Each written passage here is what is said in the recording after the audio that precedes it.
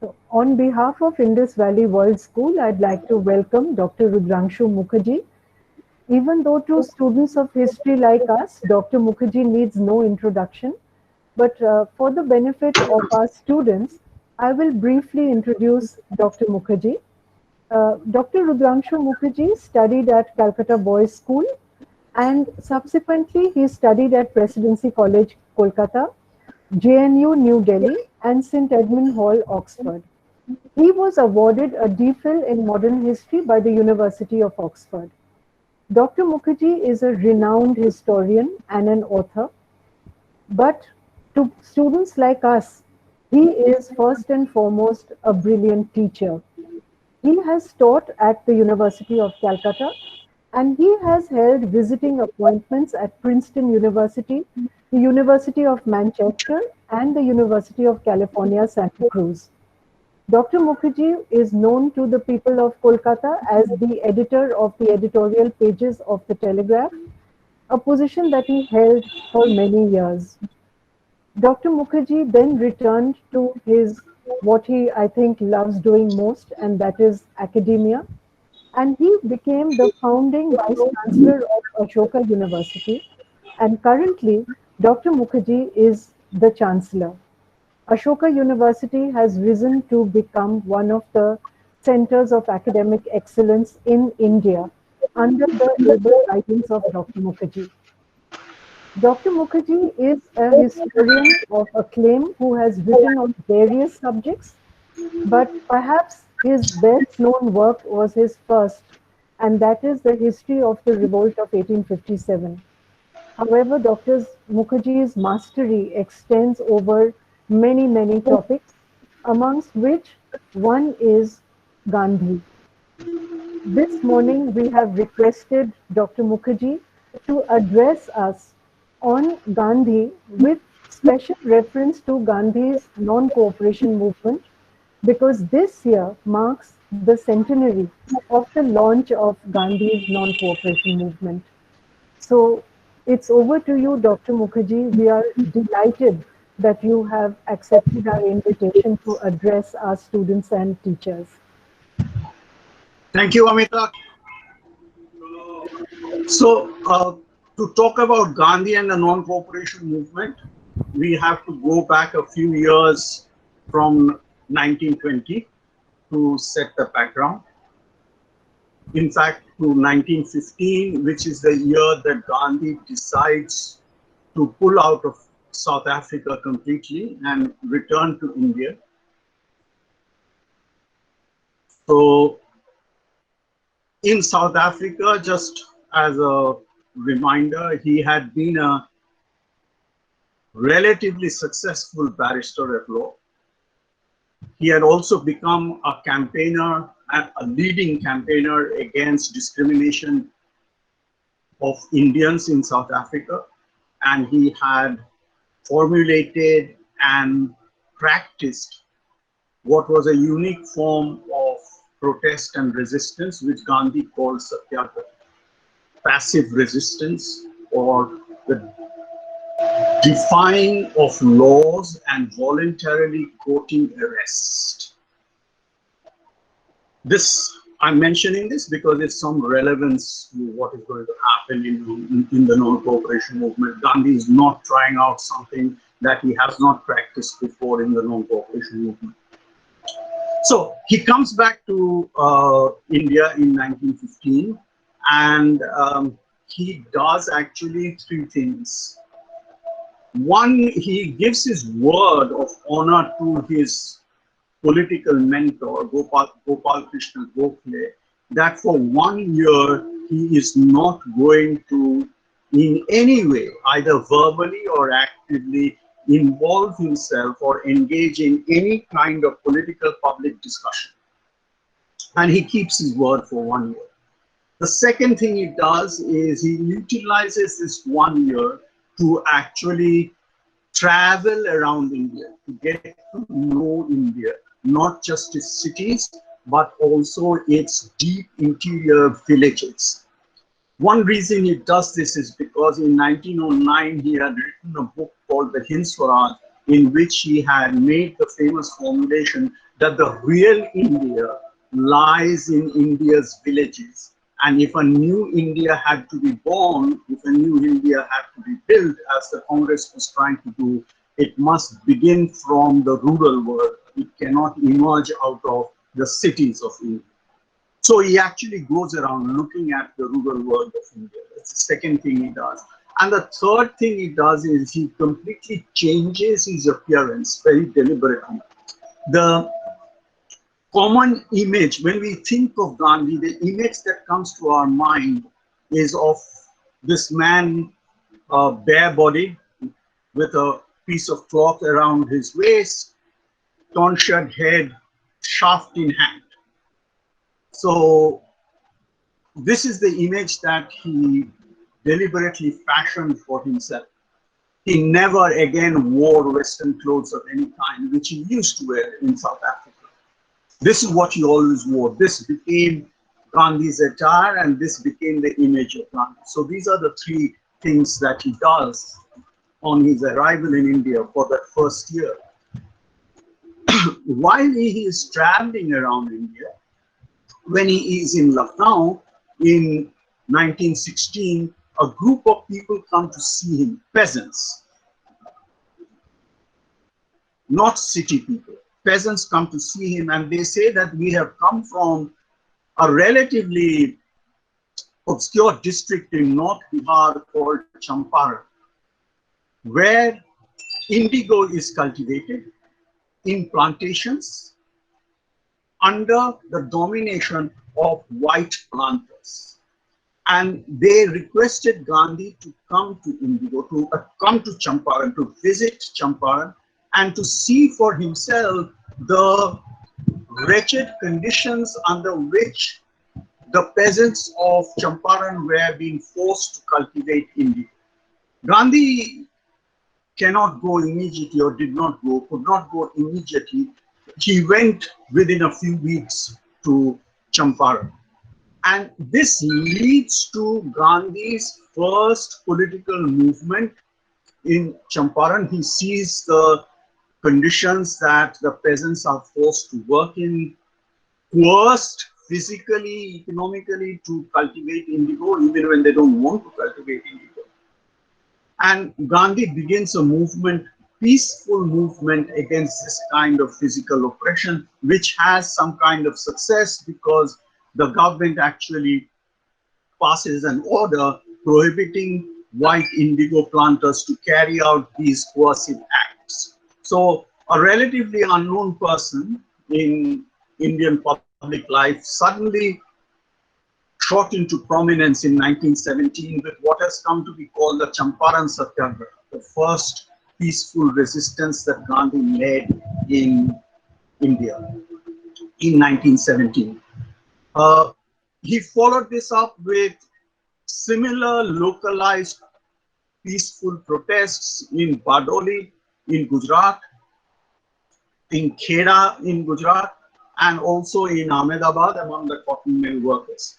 While these localized protests were going on, something traumatic happens which stuns India completely, and that is on the 30th of April 1919, the massacre at Jalyan, where a group of unarmed people celebrating Baisakhi in an enclosed garden were fired upon very deliberately under orders, and anything between 250 to 300 people were killed, others were injured, and so on. And this, as I said, stunned India into complete silence. The first reaction to come out was that of Rabindranath Tagore, who renounced his knighthood. The British government had given him a knighthood, and he returned that knighthood in a very famous letter of protest and anger and anguish that he wrote to the Viceroy. Gandhi, reading the emotional upheaval that Jallianwala Bagh had caused among Indians, decided that the time had come to move away from localized protests like he was doing in Champaran, Kheda, Badauni, Ahmedabad, and to try and launch something that is more all India, more pan-Indian, as it were. But he also knows that there are serious problems about even attempting to launch such a movement, and he himself cannot do it alone. He cannot do it. So he needs two kinds of things to launch such a movement. One is he needs an organization that will be able to back him up, provide the resources, and particularly human resources that will be required to launch and sustain an all India movement. And he chooses the Indian National Congress as the vehicle for this kind of organization. But he completely changes the character of the Indian National Congress. I'll come back to that in 30 seconds. The second thing Gandhi realizes is that he needs resources. He needs resources of two kinds. He needs resources, human resources, people who will act as the cadre, people who will go out into India to mobilize Indians into an all India protest movement. And for doing that, this is the second kind of resource that Gandhi needs, is he needs money. So he does all three. So to come back to what he does to the Congress, the pre-Gandhi Congress was nothing more than an annual meeting held in the days immediately following Christmas, 26th, 27th, and 28th. 3 days where mostly, or if not entirely, westernized, Western educated gentlemen met for 3 days to discuss the grievances against the government, to put forward petitions, to appeal to the government for greater Indian participation in decision making, and so on. After 3 days, they dispersed and then met again after 1 year. So Gandhi completely changed all this. He said, if the Congress has to represent India, if it has to live up to its name, Indian National Congress, the two words Indian National being operative, if it had to live up to these two words, then it needed to have a presence. Congress needed to have a presence in every single village of India, or at least in every single cluster of villages.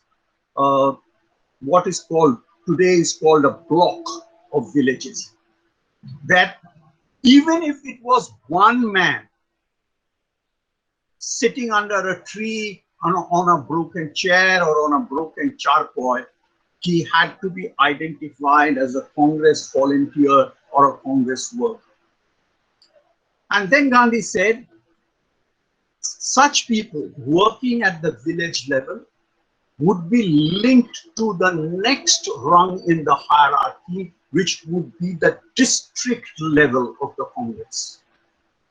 Every district, that is large groups of villages, would have Congress volunteers, workers, who would be meeting to discuss strategy, tactics, money raising and fundraising, and so on and so forth. The district level Congress would be linked to the provincial level Congress. And the provincial level Congress would be linked to the AICC, which would be the national body of the Congress, the all India body of the Congress. So Gandhi was linking the block level Congress with the district level Congress, with the provincial level Congress, and the national level Congress. In other words, he was making Congress an organization that linked locality, province, and nation. So this was something that the Congress had never thought of before, Congress had never done before. Gandhi completely changed the organizational structure of the Congress so that it had a presence in as many parts, if not all parts of India as possible. As I said, even if it was one volunteer, there was a congressman present in the locality or in the village. So if you look at the Congress today, when it is in complete decline, you will find that this is still the organizational structure of the Congress. The Congress is still organized from block to district to province to the AICC. So whatever might have happened to the Congress, the organizational structure that Gandhi gave to it still remains valid and intact. So this is what he did to the Congress. He made the Congress into a mass organization, an organization that was capable of representing Indians and India. For this also partly solves the problem of manpower. These volunteers become the human resources of the Congress. But Gandhi also addresses this problem in another way. He links it to fundraising. He launches what he called the Tilak Swaraj Fund, a fundraising campaign to raise 1 crore of rupees in 2 years. But he gave it a unique twist, if I might add, a unique Gandhian twist. He said, no donations or contributions to the Tilak Swaraj Fund, which was more than 2 rupees, would be accepted. And no contribution which was less than 25 paisa, or as it was then called 4 annas, would be accepted. So anything between 4 annas to 2 rupees could be donated to the Tilak Swaraj Fund. Now, think of this clause. If you just think about this clause, what does it mean? It means that Gandhi is not saying, go to Mr. G.D. Birla or Jamnalal Bajaj or some important businessman and tell him we are raising money for the Tilak Swaraj Fund, and he writes a fact check and 25% or 30% or whatever percent of the target is met. He is saying, on the contrary, that go out to the common people, the ordinary Indian, who is capable of giving you 25 paisa, 50 paisa, 1 rupee, maybe a little, those who are a little more affluent can give you 2 rupees. Go to them and ask them for money. So what are the implications for that? So this Congress worker, as I said, imagine the Congress worker, the solitary Congress worker in a village, volunteer, who, as I said, probably sits under a tree, on a broken chair or a charpoy. He goes in the morning. I'm just painting a very possible scenario for you. He goes in the morning to the local grocer shop or the chai shop where people gather. And he says, he has a tin box with him, and he says, I am raising money for the Tilak Swaraj Fund. Mahatma Gandhi, on behalf of the Indian National Congress, has started this fund so that we can launch a campaign to attain Swaraj. And you can give 4 annas, whatever you have, not more, anything more than 2 rupees. I'm not asking you for very much. So he can possibly have 3 or 4 different kinds of responses to this. One is the utter cynic in the chai shop, who would say, oh, please don't disturb me. I don't want to listen to all this first thing in the morning. I've just come to have my cup of tea and I'll go away. Leave me alone. One type is gone. Another type says, okay, if you just want 25 paisa, here's 25 paisa, leave me alone. Okay. A third person says, hey, these are all new things. What is this Swaraj? Who is Mahatma Gandhi? What is this Indian National Congress?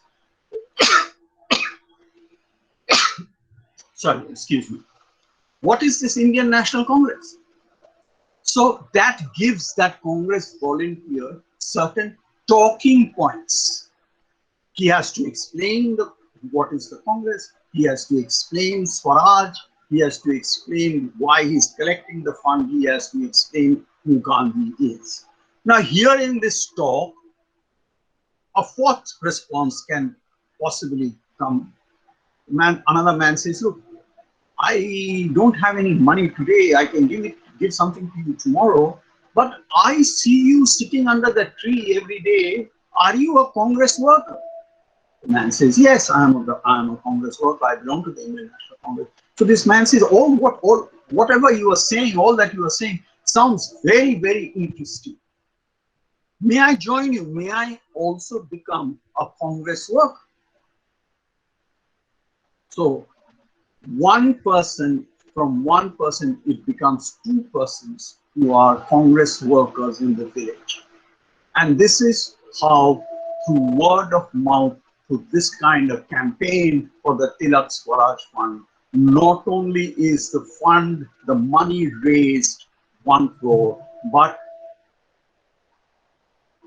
thousands of people become Congress workers because they are convinced that this is something that is worth doing, not just giving money to, even small amounts of money, but it is also something that is worth devoting one's time, one's energy to. So Gandhi solves the money problem and the human resources problem through this kind of campaign that is aimed not at the rich, not at the upper middle class, not even at the middle class, but the common people of India. Absolutely the common people of India. So the Congress, there is an organization that now has large numbers of volunteers, and it also has money. On the basis of this, Gandhi launches what he called the non-cooperation movement. The name itself is self-explanatory. That is, British rule exists in India because Indians cooperate with British rule. Stop cooperating with the British. Non-cooperation. Stop cooperating with the British would be forced to leave. What does this mean in practical terms?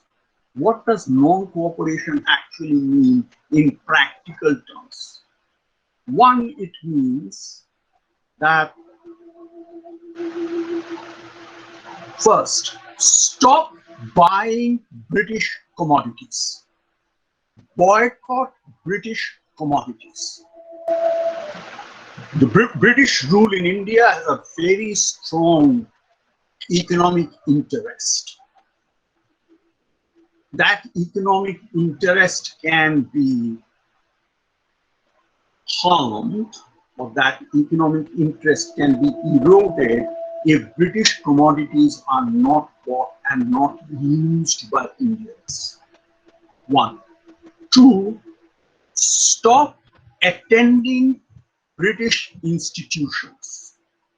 Stop going to British funded, government funded schools, colleges, universities. Stop going to government funded law courts. Don't go for legal practice to the high courts and the lower courts that the British have set up. And don't take government jobs. Don't work in British firms. So down the line, every single facet of British rule, you stop participating in those institutions and stop cooperating with the British. Third, there are a lot of laws the British will try to enforce cooperation. They will force employees to come to work, defy those laws. If necessary, quote, arrest, get arrested by those laws. Fill the British prisons. How many people will the British be able to put behind bars? Gandhi said, fill the British prisons. Fourth, Gandhi said, come out on the streets to protest against the various oppressive features of British rule, and more importantly, come out on the streets to demand freedom, Swaraj. And fifthly, he said, there is another economic aspect to British rule which is more relevant in the rural world. That is, they collect land revenue. They collect a land tax. And Gandhi said, we will move to that stage where we will even stop paying land tax to the British. We will not pay land revenue to the British. So under these 4 or 5 heads, Gandhi launches the non-cooperation movement. And he surprises himself, he surprises most Indians, and most importantly, he surprises the British government with the kind of response that his call for non-cooperation actually met. The kind of response that his call had from the people of India. The British thought that this would be a damn squib. Gandhi's call for non-cooperation would actually evince no response from the people of India. They were surprised and shocked. Even Gandhi was, because he didn't quite expect the scale of the response. What was the response? Tens of thousands of people came out on the streets to protest against British rule, to demand freedom. Thousands of people began the process of boycotting British commodities. Thousands of people began to give up voluntarily the British commodities that they actually used, jewelry, cloth, which came from Britain, cutlery, furniture. They voluntarily gave these things up, set fire to them to show that they were finished with this aspect of this economic aspect of British rule. There is one important dimension to this protest that I want to draw special attention to.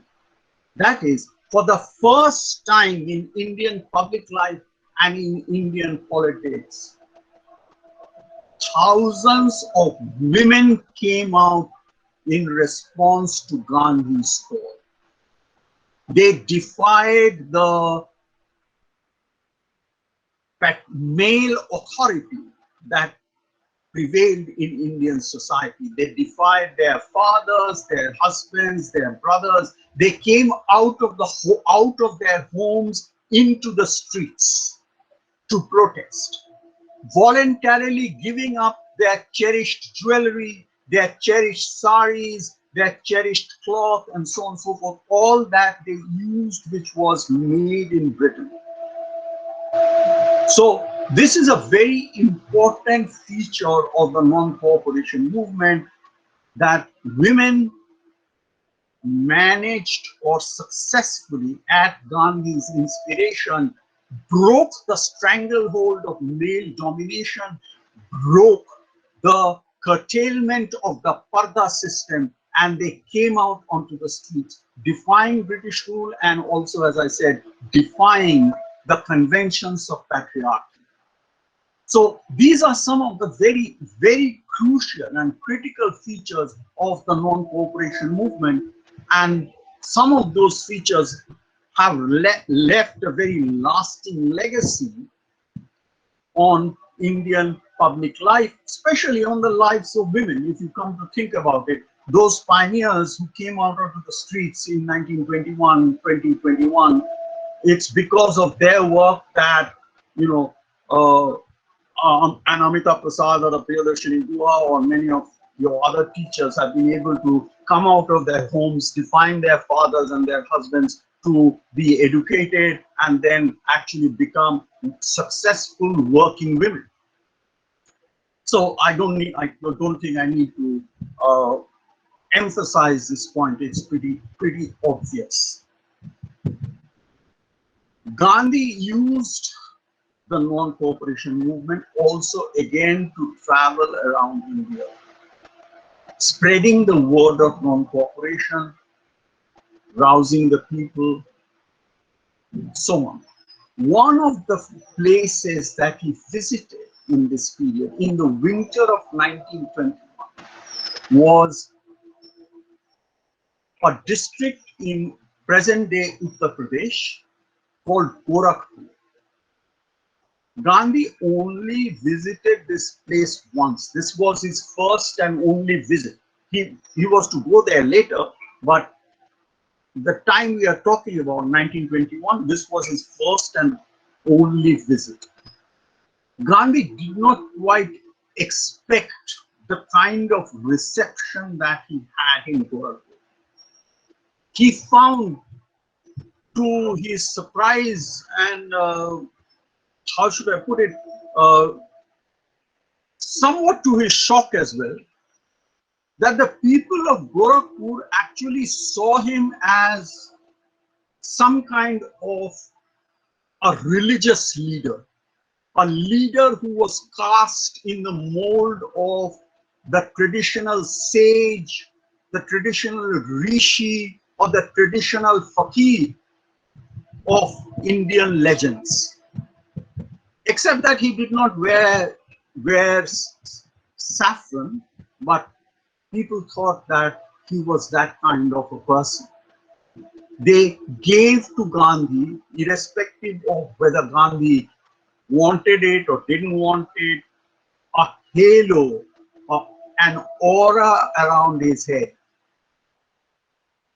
And Gandhi found that when his train that was carrying him into Gorakhpur entered the district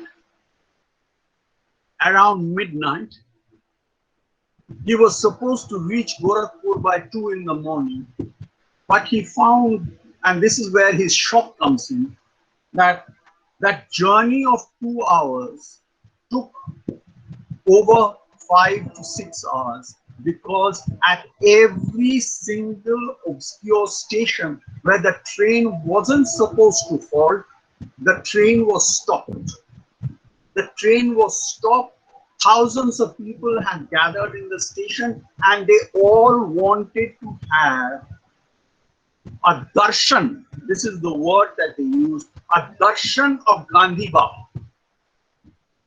The two words are very important. Gandhi Baba cast in the holy mold, and darshan, we want to have a darshan of God, so, or in a temple.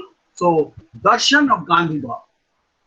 At every place the train was stopped, Gandhi had to come out of his compartment, sometimes at the door, sometimes he had to get down on the platform, talk to the people, bless them, allow them to touch his feet, and so on and so forth. All the rituals that are associated with seeing a holy man or receiving a holy man. He thus arrives in Gorakhpur. He is there for only one night and he departs from Gorakhpur amidst similar scenes of darshan, etc., etc. On the 5th of February 1922, an incident occurs in a very small town in Gorakhpur district. If this incident hadn't occurred in that small town, we wouldn't even have heard of this place. It would have been a small little spot on the map of India. The place is called Chauvi. And what happened there on the morning of the 5th of February 1922, an angry crowd of people, very angry crowd of people, set fire to the police station in Chauri Chaura, and in that act of arson, 22 policemen were burnt alive. And while they were setting fire, carrying out this act of arson, what were they saying? Their cry was, Gandhi Baba ki jai, Mahatma Gandhi ki jai. So, with the name of the apostle of non-violence, they were carrying out an act of extreme violence that was leading to the death of 22 people. Gandhi gets to know about this incident the next day, the 6th of February, in the late afternoon, early evening. He is nowhere near Gurukul at that point in time. If my memory is right, he's probably in Pune. The first thing he does is that he withdraws himself from the non-cooperation movement. He says, I am no longer a part of this movement. If others and other leaders of the Congress want to carry on with non-cooperation, they're welcome to do it.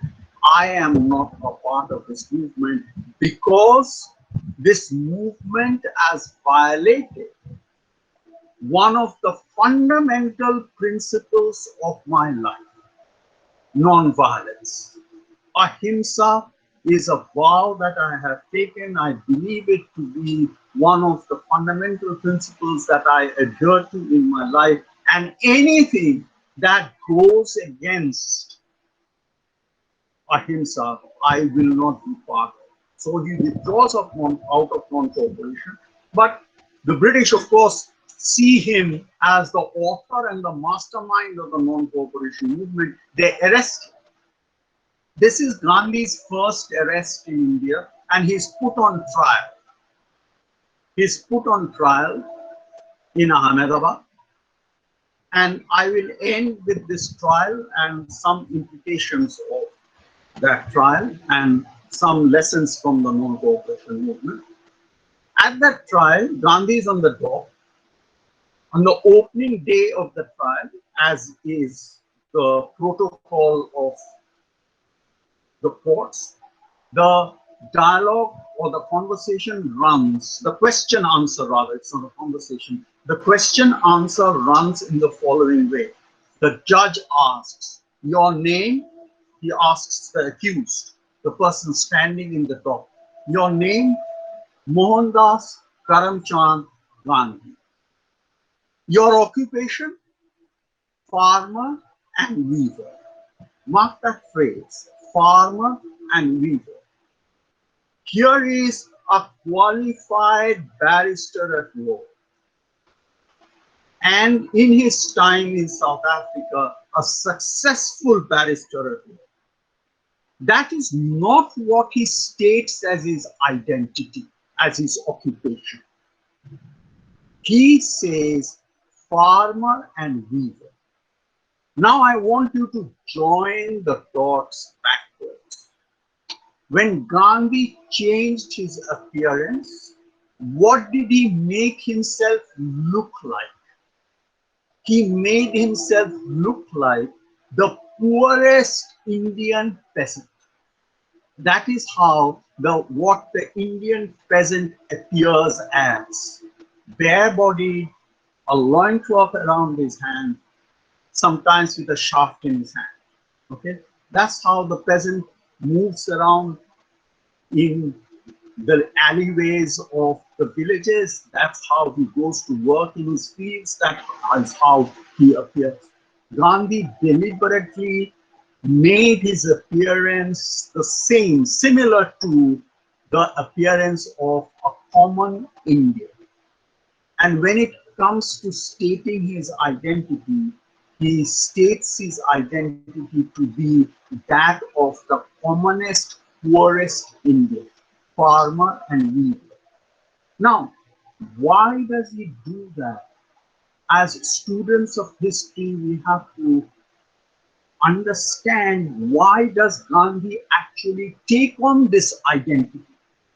As I said, he could have given any other identity, barrister at law, the undisputed leader of the Indian National Congress, and so on and so forth.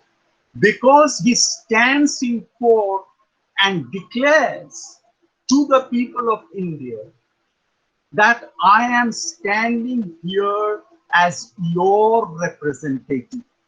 It is not I alone who is being tried in this court, but all of you are also being tried in this court. I stand as the representative of the commonest people of India. And he went on to tell the judge that, please give me the strongest punishment that you can give for this particular charge that has been leveled against me. I am guilty as charged, and I ask you to punish me. I did not know, he said, I was playing with fire. I should have been aware that there was always the potential of this movement at some point, for some reason beyond my control, turning violent, and did turn violent in Chauvi. So punish me. I think what has happened in Chauvi is wrong, but nonetheless, I and I alone am responsible. And he went on to make the statement, non-violence is the first article of my faith. It is also the last article of my creed. Non-violence is the first article of my faith. It is also the last article of my creed. Gandhi wasn't willing to ever in his life put anything before his the fundamental principles by which he lived his life.